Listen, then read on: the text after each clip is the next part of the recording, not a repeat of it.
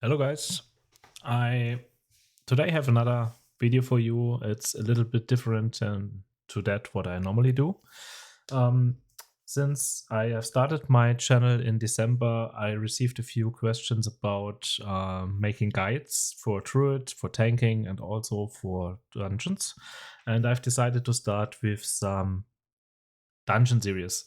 What I want to cover in this series, I want to go through every dungeon step by step, and I want to explain exactly my route, my personal route that I have created, and also want to explain from a tank point of view what you want to take care of. It can be that there are better performances. This is just my personal route, and I want to explain to you why I'm doing something, what to watch out, and so on. So let's start. You come into the dungeon, and the first pull that you want to do is this stone golem together with these caster and melee mobs. What I usually do is I pull them all together and lead them into this bigger area. The reason is the golem will cast those crowd effects which you need to dodge, and also depending on how high the key is, and if you have a mob weak or if you're tyrannical weak, those mobs can hurt a lot. And maybe you have to kite a little bit, and it's much easier to dodge also for your group in a room like that than in a very narrow situation like here. For example, if this golem will cast his ground effect here, you really have to walk around it, and it's can be a little bit more stressful for your healers and also for your group members to dodge this. Then we have the next pull, that is the actual area here that we enter. I always pull those mobs together. Just make sure that you are not hitting those X, because otherwise you will activate those mobs which are totally inefficient. We just do not need them. They have, you see, 0.15% to the overall needed achievement for this percentages, and it's just not efficient. So you want to skip them. If you by accident step over one egg, no problem, just leave it down. There's one option now with my route. You see, I have now pulled all together these mobs here on the right side, and what I usually do is I tank them somewhere here at the wall, because depending on how you want to play on the second level, I will explain this a little bit later. It might be interesting to pull them or to leave them out. So the left side can be left out depending on how you want to play the second level. My optimal route and what I want to do in any group is I pull them together. Then I go to this mini boss. I'm going to move them in this small room here before the boss, tank it down there. There's one thing that you need to know. He is doing a frontal, which will lead him to charge to a group member. So as a tank, I normally tank him here or here, depending on where he is charging, because I always want to dodge it. And the only thing that you need to understand is when you are a melee or caster or healer that is not tank basically, then you want to position yourself somewhere in this line. You do not want to stay here, because if he is charging this way to the boss, he can accidentally trigger the encounter, and then you have not only the mini boss but also the boss triggered, and that you want to avoid.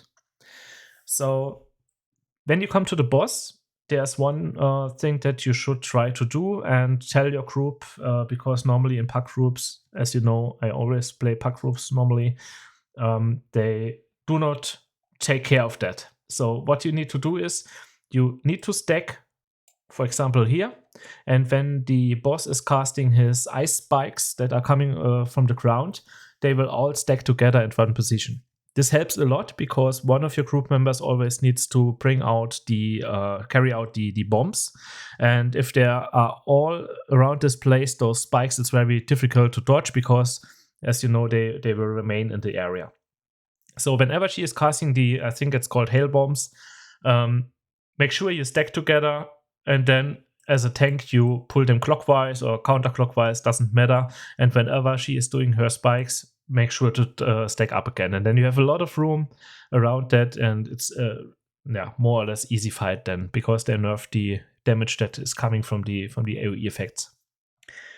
As a Guardian Druid, you also have Vortex, which helps to catch all the ads that are spawning. I'm a little bit lucky because I'm playing very often with a Restoration Druid, which is a friend of mine. And so we have 2 Vortexes, and we also have 2 AoE interrupts with us at any time, which can help a lot. So make sure to CC those spawning ads to avoid them flying to your group members, and then it's kind of an easy fight here. So that's for the first level of this dungeon. As I mentioned, that is the standard route that I follow. Now we come to the second area, which is a little bit more interesting in my opinion. So what you are doing when you come here, the first thing that you do is you always want to go left side. The reason for this is that this dragon is always spawned when you enter this area here. So that's the first thing that you need to understand. So left side, first pull. You just pull everything together. The boss is, the mini boss is doing a frontal towards one of your group members, so they have to dodge them. And basically that's it. You as a tank have to make sure that you have something in your back, like one of those trees or those stone things that are standing around there, just to not get knocked back too far, because he is doing always a knockback after his frontal. Those mobs that are here in the middle area of the layer, you do want to ignore them. So just make sure that you are more in this area of the dungeon and not to the inner circle. That's all that you need to understand for those mobs. Coming to this first destroyer pack, there are those Cinder Weavers that need to be kicked. And one of your group member gets from time to time an AoE circle around them. Just bring this circle into the group. Never run out of it. I very often see pub groups where people don't know what to do and they just run out of the groups. The reason is, most of the times when you have a circle around you, you want to be far away from the rest of the group. I understand that. But in this specific case, it's very important that you run into the mob packs, into your group. What happens will be that you and also the mobs get knocked up, which interrupts all casts. And that is very important, because you will most likely not have enough kicks and interrupts to always kick the Cinder Weavers. And they can deal enormous amount of damage that you want to minimize as much as possible. Then we have this patrol. They are walking around here in this area. Normally I pull them together with this pack when I am close to the end of this pull. So I chain pull them as soon as I feel confident.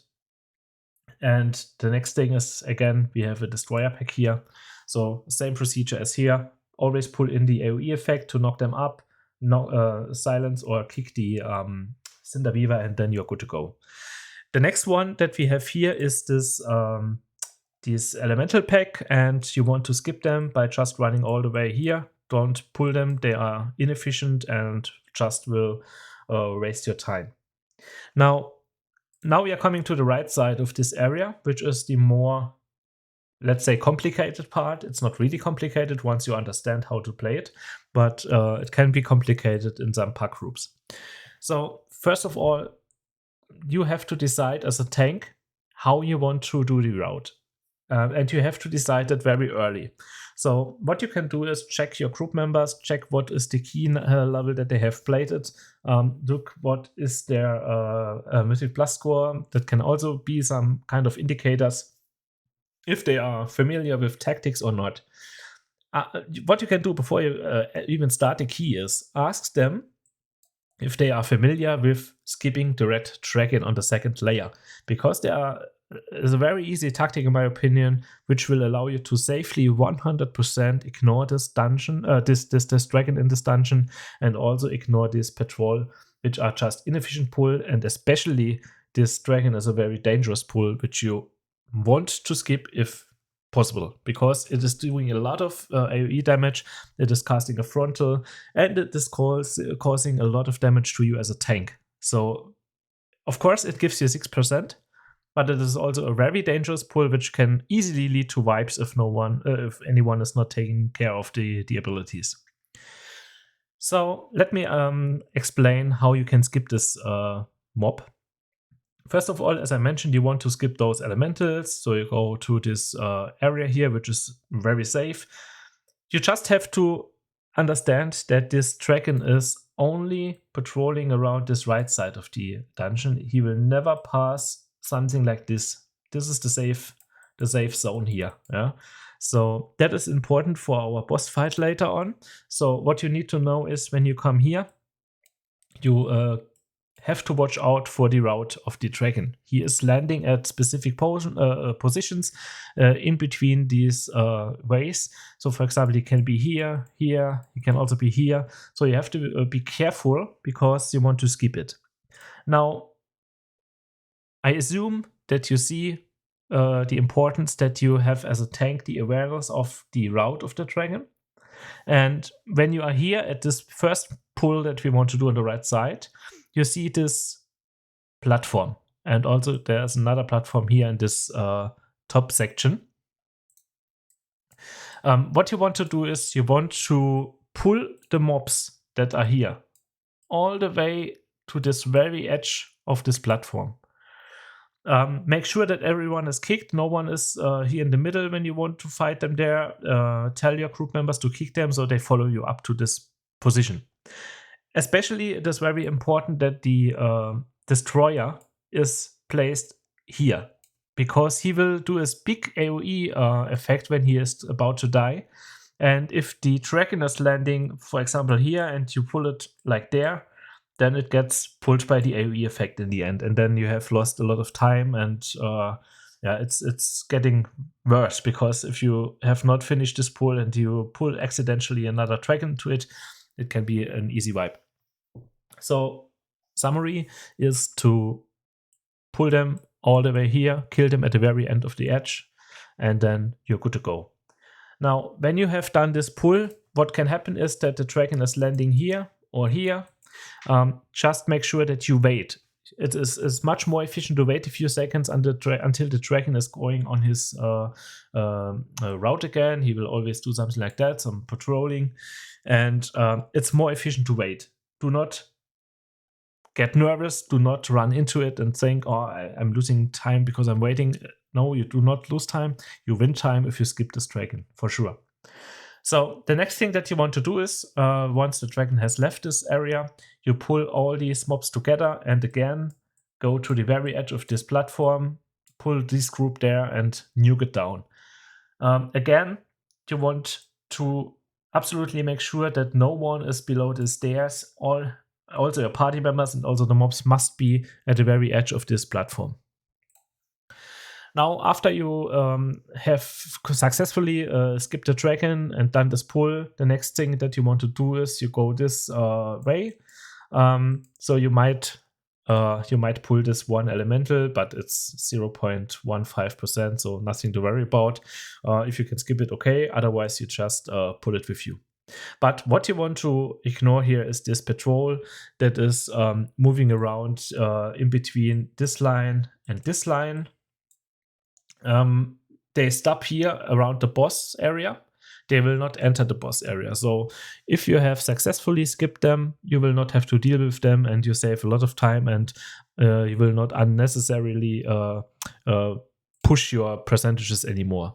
Maybe, as you see, we have exactly 100% got 1.5. So considering that this will maybe be pulled together, we are still at a very, very good counter here. We have only 2 mobs more than we need.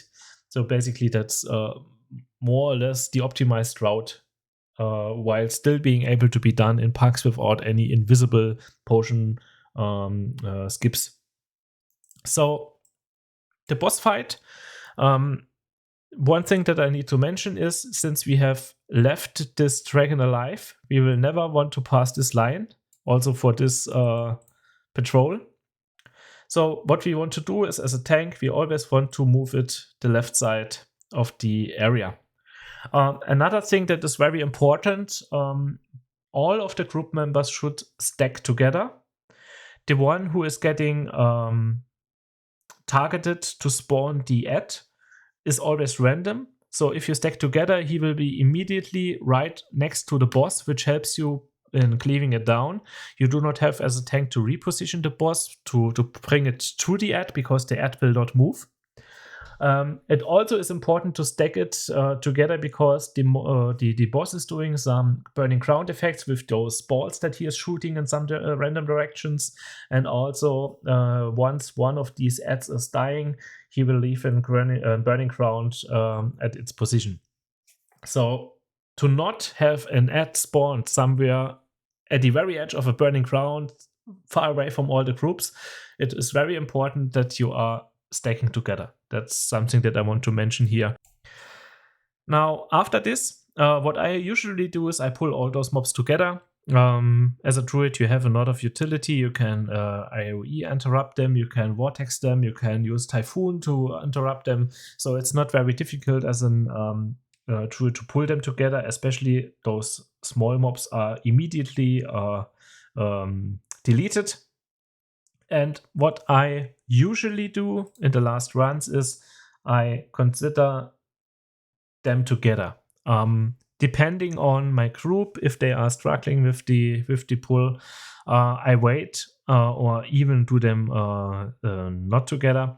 But at least when they are about to die, or if for like 25% left HP, you should chain pull them into this pull, because it saves you some time. It's not very efficient to do them on their own. I'll still have divided them in pulls here in MTD, because it can happen that your group is a little bit struggling with this pull here and first need to recover. So you have to decide as a tank if it makes sense for you to pull them together, chain pull them, or do them solo. It's totally up to you. So then we have this next pull on the left side. Nothing special, all those elementals will die immediately, more or less, and then you just have these 3 mobs again. Now, on MTD, this is a little bit off, because these are normally located here.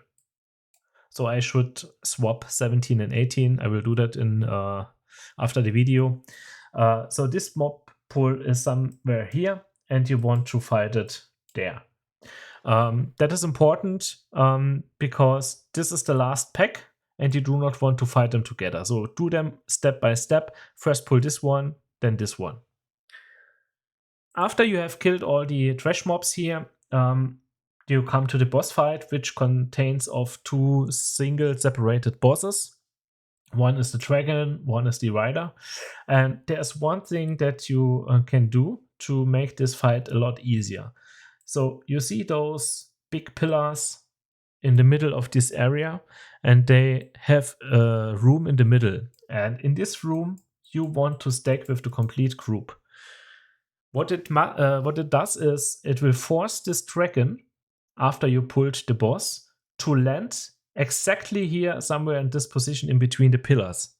He will immediately start to do his frontal attack, which you just have to dodge, and then you can use Bloodlust and nuke the dragon down as much as possible, because what you want to do is you want to have in phase 2 this dragon as low as possible to skip the dangerous part of this boss fight as fast as possible, because the dragon will continuously place burning crowns on you. If you step into it, you will spread it as well. So you want to avoid having a big area of burning crown, which will wipe your party in no time.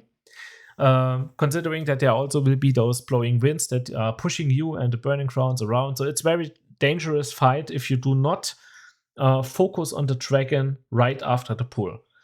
After you have some time to nuke him, he will do a little bit of flying around. The first thing he will do is he will be placed somewhere here, and then he is doing his blowing winds always in this direction. That's always the one that he is doing as a first time. So that means, for example, if you have burning crowns here at this area, they will all go this way. So just position yourself around that and you are good to go. You do not have really any issues with dodging them then. After he has done his blowing winds, the next thing that he will do is some kind of flying around again. I think usually he is going somewhere like that, coming from here. And then as you still stack here all together, he will immediately land again somewhere in this area. And then you have another phase where you can completely focus on the dragon and put as much damage on him as possible. So then after the boss goes into phase 2, the dragon rider will jump onto the dragon, and then you have 2 bosses. Now there's one very important thing to understand. When this phase starts, you have 2 boss mobs that you both need to get the aggro on. It is not enough to just target one, press taunt, and you're good to go. It's not working like that, because if you do not get the aggro of both, you will have one party member dying very easily and quickly. So that is something that I just recognized yesterday when I did some Ruby live pools again in a pack group. There was one, I think it was a shaman, an elemental shaman, that immediately started shooting at one of the bosses while I was running in, and he got one-shotted. So it's very important to understand. Do some AoE cleave when you enter the second phase.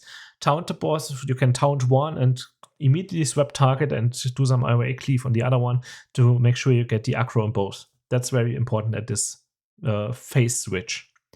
Now, since the dragon should now be at around 40% or 50%, maybe less, depending on how much damage you could pull off in phase 1, you should have not a lot of time where you have to deal with all those effects of both bosses.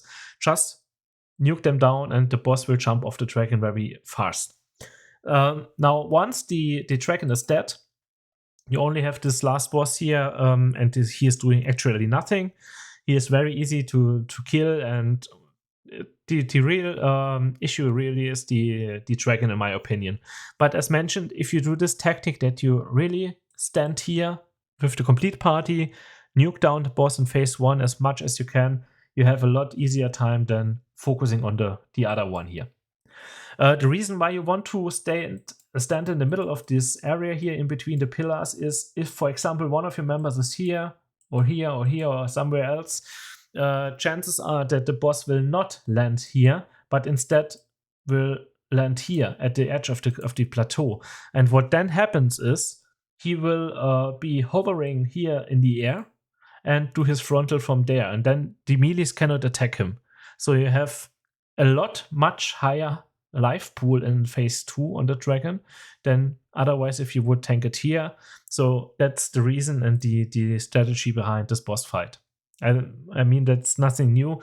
A lot of people have figured that out, but I want to cover that also in my route guide, of course, because you should be aware of the most important things when you watch those videos. So that's everything that I want to explain here in my route guides. As mentioned, this is maybe the most interesting area.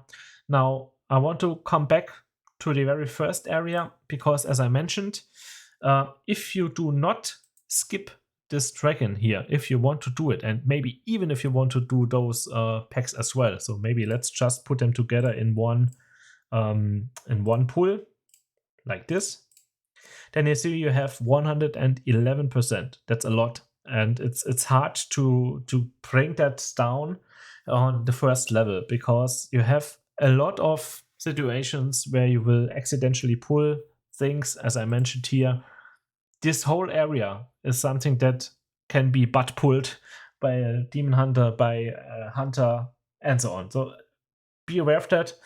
And what you now can try is you can try to remove this pull and try to completely hug on the right side of this area. So maybe completely go this way.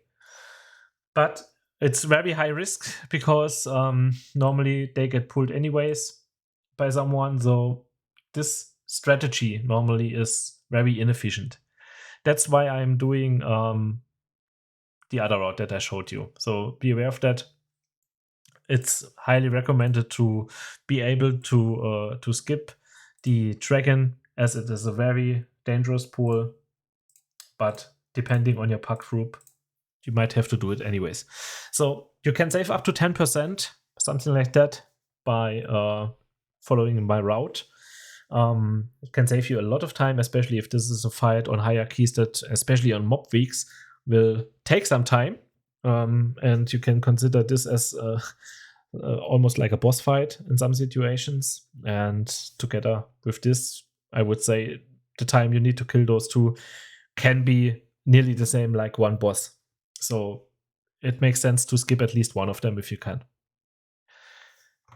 That's it. That's my route for Ruby Life Pools. I will put the link into the description so you can copy and import it into your Mythic Dungeon tools if you like. And I would be very interested in your feedback. I would like to understand if this is something that you want to see more, if that is something that helps you. If it is so, I would highly appreciate if you would leave a like or comment. And I will, in the meantime, prepare the next dungeons for you. I will definitely do it with all the other dungeons as well to show you my routes, to understand better what I am doing on my channels. As I mentioned, I always follow them, no matter if I play Druid, Platicay, or any other tank. So you will always see exactly what I explain to you.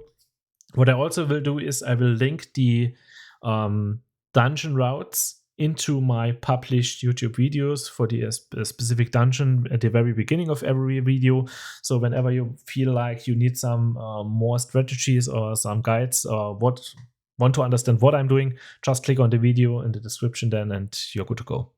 So that's it. I hope you enjoyed the video. I hope you find it helpful, and please leave me a comment and a like if you do.